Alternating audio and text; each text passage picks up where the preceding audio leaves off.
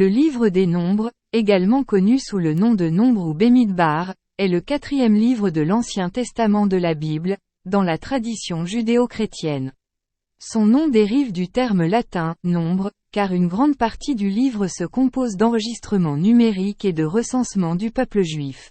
Le livre raconte des événements importants et la continuité de l'histoire du peuple juif au cours de son voyage à travers le désert vers la terre promise de Canaan. Contenu et structure. Le livre des Nombres se compose de 36 chapitres et est divisé en 2 parties principales. Chapitres 1 à 10. Cette section couvre la période de temps passée au Sinaï peu après la conclusion du livre du Lévitique. Il comprend un recensement de la population, des instructions sur l'installation du camp et la marche dans le désert, l'ordination des Lévites et d'autres lois et règlements relatifs au culte et à la vie communautaire. Chapitres 11 à 36. Cette section traite du voyage du peuple juif à travers le désert. Il comprend des récits de griefs, d'émeutes et de défis auxquels les personnes ont été confrontées pendant cette période. D'autres instructions relatives au culte, aux lois sur l'héritage et aux arrangements pour la future conquête de Canaan sont également décrites. Le recensement et l'organisation. Une grande partie du livre est occupée par des registres de recensement du peuple juif, dont le premier est décrit au chapitre 1.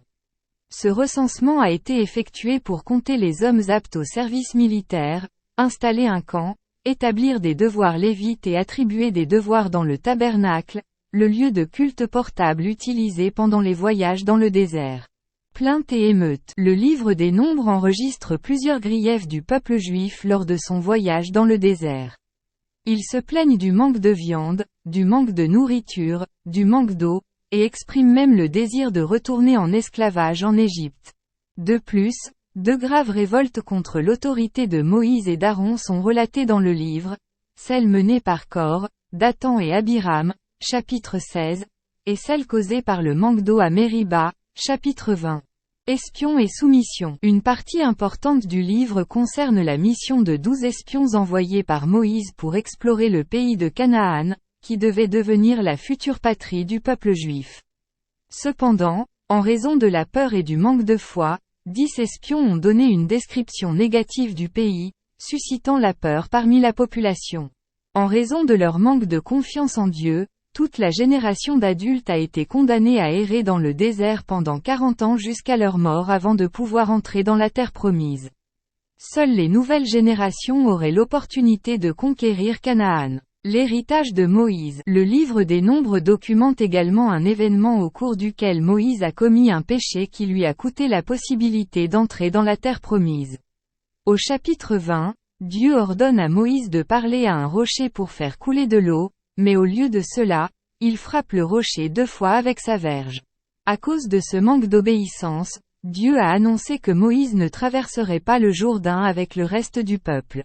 Règles d'héritage des terres. Vers la fin du livre, diverses lois concernant l'héritage de la terre, l'attribution de territoire aux tribus d'Israël et d'autres normes relatives à la vie civile et religieuse du peuple sont données. En résumé, le livre des Nombres est un récit important du voyage du peuple juif dans le désert en route vers la terre promise.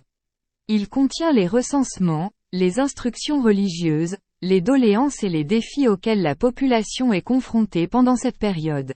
Le livre offre également des enseignements importants sur la foi, la soumission à Dieu et la nécessité de persévérance et d'obéissance dans la poursuite de ses objectifs et de son héritage spirituel.